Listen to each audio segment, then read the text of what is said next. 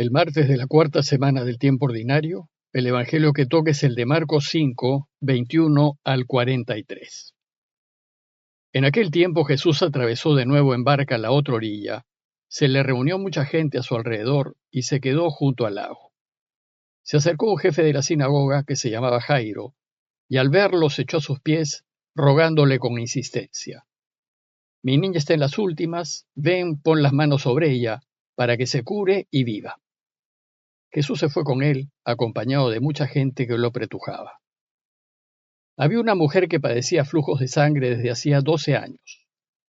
Muchos médicos la habían sometido a toda clase de tratamientos y se había gastado en eso toda su fortuna, pero en vez de mejorar, se había puesto peor. Oyó hablar de Jesús y, acercándose por detrás entre la gente, le tocó el manto, pensando que con solo tocarle el vestido curaría. Inmediatamente se secó la fuente de sus hemorragias y notó que su cuerpo estaba curado. Jesús, notando que había salido fuerza de él, se volvió enseguida en medio de la gente preguntando: ¿Quién me ha tocado el manto? Los discípulos le contestaron: ¿Ves cómo te aprieta la gente y preguntas quién me ha tocado? Él seguía mirando alrededor para ver quién había sido. Entonces la mujer se acercó asustada y temblorosa. Al comprender lo que había pasado, se le echó a los pies y le confesó todo. Él le dijo: Hija, tu fe te ha curado. Vete en paz y con salud. Todavía estaba hablando cuando llegaron de casa del jefe de la sinagoga para decirle: Tu hija ha muerto. ¿Para qué molestar más al maestro? Jesús alcanzó a oír lo que hablaban y le dijo al jefe de la sinagoga: No temas, basta que tengas fe. No permitió que lo acompañara nadie más que Pedro, Santiago y Juan, el hermano de Santiago. Llegaron a casa del jefe de la sinagoga y encontró el alboroto de los que lloraban y se lamentaban a gritos. Entró y les dijo: ¿Qué gritos y qué lloros son esos? La niña no está muerta, está dormida. Se reían de él. Pero él los echó fuera a todos, y con el padre y la madre de la niña y sus acompañantes, entró donde estaba la niña, la cogió de la mano y le dijo: Talita cumi, que significa: Contigo hablo, niña, levántate. La niña se puso en pie inmediatamente y echó a andar. Tenía 12 años. Y se quedaron viendo visiones. Les insistió en que nadie se enterase y les dijo que dieran de comer a la niña. El texto de hoy es un largo relato que recoge el tercer y cuarto hecho milagroso que realiza Jesús para revelarnos su mesianismo. Pues Jesús no solo es Señor de los elementos y manda a los espíritus inmundos y le obedecen, sino además es Señor de la enfermedad y de la muerte. En este pasaje se entrecruzan dos relatos: la curación de la mujer que sufría hemorragias y la resurrección de la hija de Jairo. En este pasaje Jesús va a liberar a la mujer enferma de su exclusión social y religiosa debido a su enfermedad y va a liberar a la niñita de la esclavitud de la muerte. El texto empieza diciéndonos que Jesús volvió a Cafarnaúm del país de los Gerasenos y se quedó a la orilla del lago y la gente se le juntó. En eso, dice el texto, se acercó un jefe de la sinagoga que se llamaba Jairo, y al verlo se echó a sus pies rogándole con insistencia: Mi niña está en las últimas. Ven, pon las manos sobre ella para que se cure y viva. Jairo se echó a los pies de Jesús en un gesto de súplica porque su hijita de 12 años estaba gravemente enferma. A diferencia de los discípulos que en el lago mostraron su falta de fe, aquí Jairo tiene una fe ciega en Jesús. Sin duda lo ha visto antes y lo ha escuchado, y está seguro de que puede curar a su hija. Y le pide con insistencia, dice el texto, que vaya con él y le imponga las manos a su hijita. Parece que era práctica de Jesús imponer las manos sobre los enfermos y curarlos. Entonces Jesús, sin dudar un instante, se fue con él, acompañado de mucha gente que lo apretaba. No obstante sus ocupaciones, pues estaba enseñando y había mucha gente en torno a él, ante el dolor o la necesidad del otro, Jesús siempre está dispuesto a ayudar. Sin embargo, en el camino hacia la casa de Jairo, Marcos introduce otro relato de curación. Se trata de una mujer enferma que sufría de hemorragias desde hacía 12 años y que se encontraba entre los que oprimían a Jesús. En Israel, padecer de hemorragias era una enfermedad humillante que dejaba a la mujer en impureza legal, pues para los judíos la sangre es vida, ver Deuteronomios 12:23. Y según la ley, la enfermedad de sangre o la pérdida de sangre dejaba a la persona en impureza legal, incapacitada para establecer una recta relación con Dios. Detrás de esta creencia está la idea de que la sangre mantiene la vida. Por tanto, si ésta se pierde, uno se queda del lado de la muerte, que es totalmente contrario a Dios. Por eso las mujeres durante su menstruación quedan impuras y deben purificarse. El problema de la mujer es que por su constante impureza legal se encontraba excluida de la sociedad, y esta exclusión la dejaba prácticamente en una situación de muerte en vida.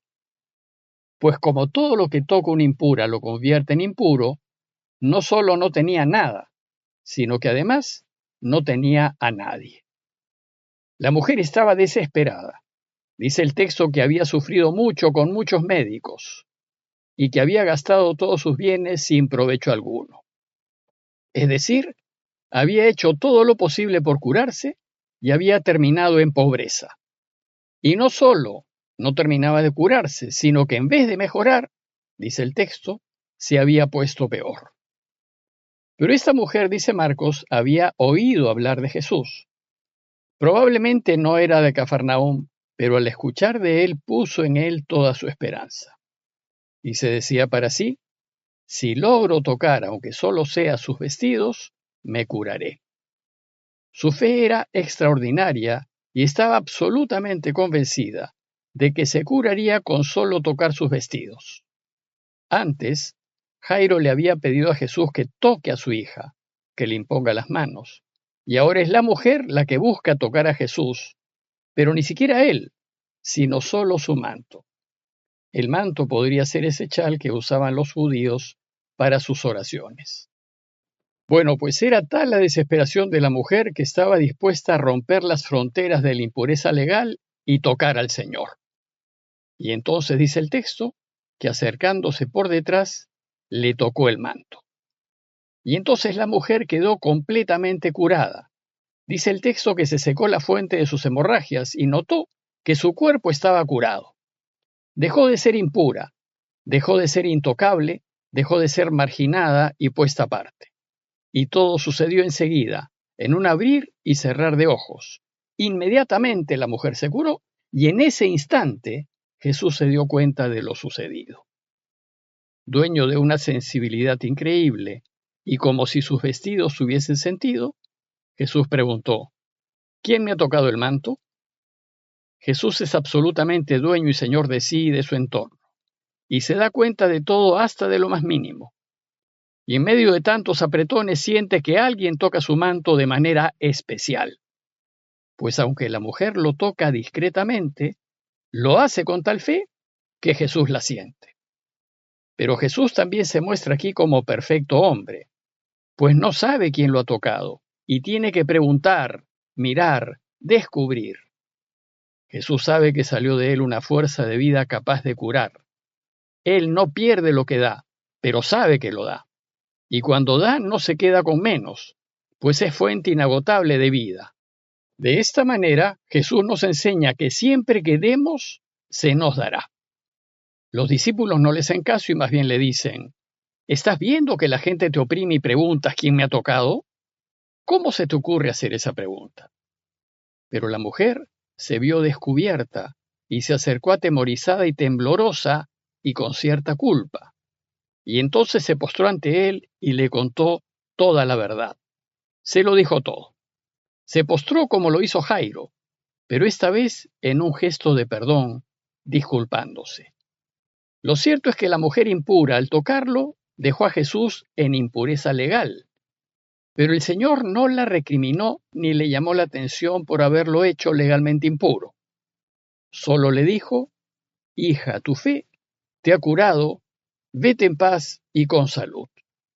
Y con estas palabras sacó a la mujer de su aislamiento total, físico, social y emocional, y se puede decir que la resucitó para la vida.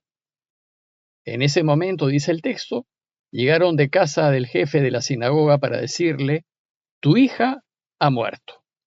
¿Para qué molestar más al maestro? Dice el texto que Jesús oyó lo que le habían dicho, pero no hizo caso y dijo a Jairo: no temas, basta que tenga fe. Fe es lo que tuvo la mujer y es lo único que le pide a Jairo, y es lo único que él nos pide, que confiemos en él a ciegas. Y entonces siguió su camino a casa de Jairo acompañado solo por sus 3 amigos íntimos, Pedro, Santiago y Juan. Y al llegar vio que todos lloraban y se lamentaban a gritos por la muerte de la niñita. Y en medio de ese griterío, Jesús dijo: la niñita no está muerta, está dormida. Pues para los cristianos la muerte es solo un irse a dormir, para ser después despertados.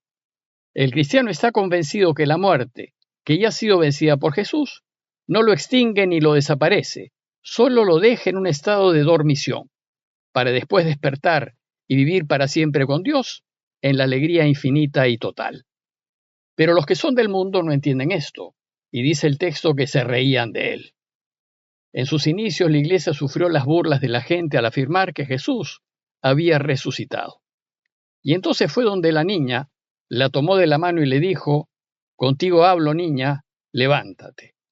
Jesús decide adelantar la resurrección de la niña para que quede claro que tiene poder sobre la muerte. Y al tomarla de la mano, el Señor quedó impuro, pues tocar un cadáver lo hacía a uno impuro. Pero a Jesús eso tampoco le importó, pues su único deseo era dar vida.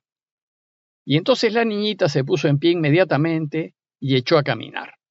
Lo hizo inmediatamente, así como sucedió con la mujer enferma. Y entonces Jesús pidió que le diesen de comer como prueba de que efectivamente estaba viva.